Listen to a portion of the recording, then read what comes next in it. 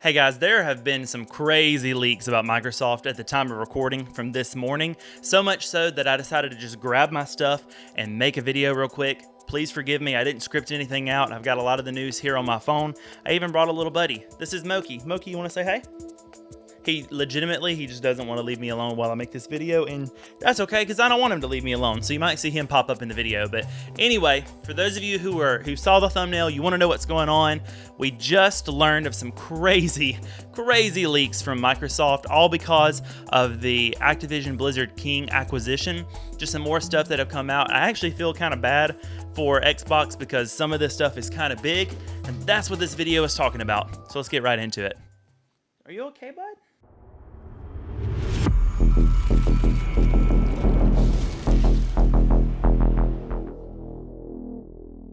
All right, so the first thing that I want to just kick this off with is the new look at a new style of Xbox controller that's coming out, codenamed Sebel. I think that's how you say it. I'm not 100% sure. It looks really premium. It looks like this middle step between what we already had and perhaps something along the lines of like an Xbox Elite controller, kind of glossy on the top, a two-tone kind of design. But the things that are really worth mentioning here is that finally, we're going to get a rechargeable battery in this controller. So no more keeping up with your AA's. It's good for the environment. Everything is good there.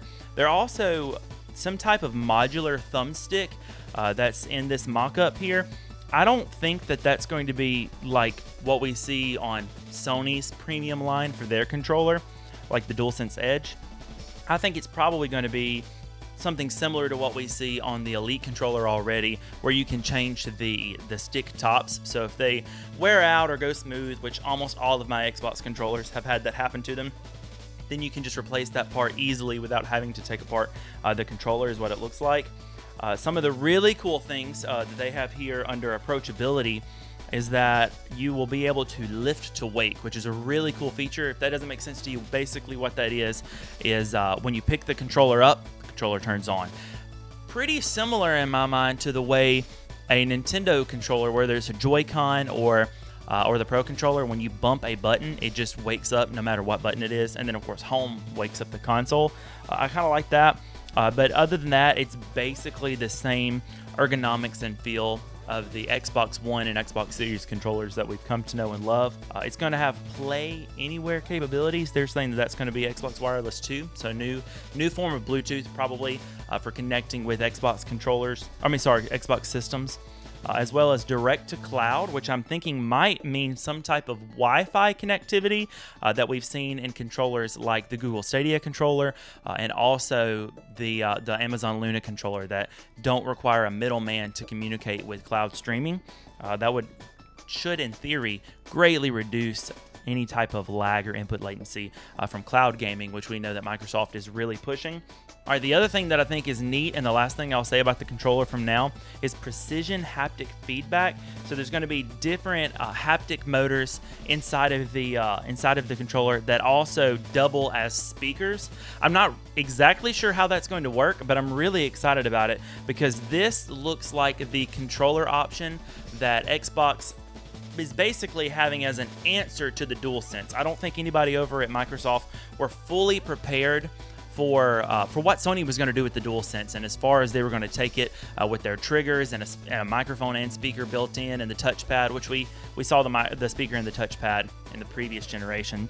So I don't think anybody was prepared for what Sony was going to do, and so now Microsoft is answering that call and bringing even more immersion into the hands of gamers, which I'm all for. I think some games, even though I've been on a keyboard and mouse journey lately, I think that some games just really benefit from having that extra layer of immersion that happens.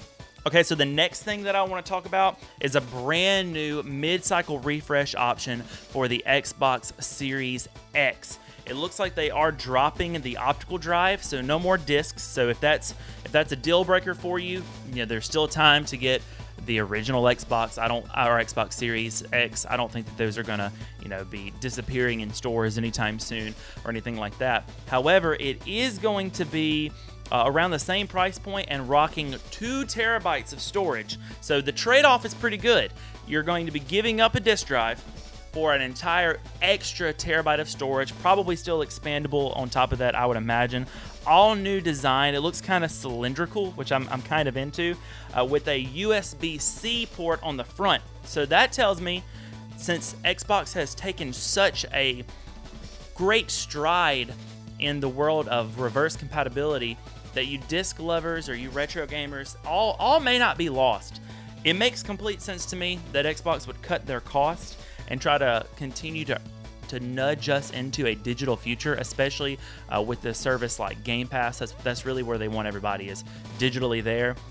We already saw a release for a new Series S model that is a 1 terabyte option, which both of those models already didn't have any form of disk drive. And honestly, as someone who got the Xbox Series X on launch, I have, in the entire time that I've owned it, I've put 2 discs in it.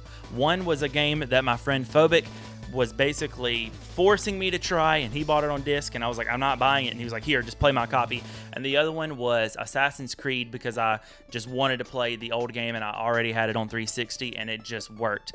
Aside from that, everything that I've played on Xbox has either been through Game Pass or through digital purchase, and this is someone who likes physical mediums. So I don't actually think this is going to be a problem, but with the inclusion of a USB-C port, the bandwidth, the speed would be there to offer some type of extra peripheral that would allow you to still play your discs. And a really cool thing that I could see happening with Microsoft, considering they're so pro-consumer in so many ways, is there's no reason in my mind that any Blu-ray drive that you could get for your PC or anything like that, provided that it's new enough and fast enough, wouldn't work with this, because essentially it's just Windows. It's just running on Windows. So that's what I want to see there. Same price, like I said, new port, improved sustainability, because they're going to be making it with more sustainable, more accessible parts. It looks really, really good. I'm really excited about that. We got a little bit of a timeline launch for not just mid-cycles, because I know a lot of people are like, oh man, this is more like an Xbox Slim. This isn't the Xbox Series X Pro that we were hoping to see. And to be honest, there was no indicator that we were going to see that. Phil Spencer has been pretty direct about the fact that other things like TVs and monitors and development haven't really caught up to fully utilize the capabilities of the Series X as it stands. And so there's no need for a Pro model. So why not try to make it a little bit cheaper and to give to the consumer in ways like extra storage or things like that, passing on that cut cost to the consumer. So I don't have any problem with this, but for those of you who do want some type of Pro line, we might be seeing that in next gen. We have a little bit of a timeline here that puts potential next gens around 2028. It looks like Xbox is already looking into development for that and where they want to push the company, which is great news for gamers, because Xbox is fully invested in the future of this company, the future of the experience that they're going to provide for gamers. I think that's a win. Now, the other slide that I really want to take a moment to look at is this slide called Xbox Gaming Beyond. Now, you'll notice on the slide, there's a lot of things that we're already used to. Things like gaming through a browser, gaming through the cloud, gaming with mobile controllers, Xbox headsets, these 3 different variants of Xbox controllers, keyboard and mouse, play on your consoles, play on your PC, play on any cloud-enabled device. But the thing that's new that I want to bring your attention to is this Xbox handheld option. Now, Xbox has been pretty clear that they're not going to pursue a handheld market, but I think their way into this is actually going to be something more akin to the idea of a handheld-friendly version of Windows, especially with handhelds like the Steam Deck, which is capable of running Windows, or new handhelds like the ROG Ally, Logitech's new attempt at a Windows handheld, or maybe things like the Ein Loki Windows handheld. These devices are great, but Windows is not so great. A lot of the setup still requires an external keyboard and mouse if you don't want to just pull your hair out while you're trying to deal with it. But Microsoft wants that market because they want to sell Game Pass. And Game Pass only works natively on Windows devices. Bada bing, bada boom, Windows handheld on whatever device you decide that you want to play on. I think that would be the most cost-effective option for Windows or for Microsoft and Xbox. I also think that it makes just the most sense. Even if they want to offer their own version of a handheld console, still optimize that operating system so that people will be sending you money, subscribing to Game Pass no matter where they want to play. And then this one isn't necessarily as directly connected to Xbox consoles or hardware, but we also saw a leaked email. It's a little bit old, so take it with a grain of salt, where Phil Spencer addressed, I think it's from 2018, addressed an interest in acquiring Nintendo. Get it? Now, they're kind of off the table right now. They've got all the money, Nintendo that is, has all the money that they need.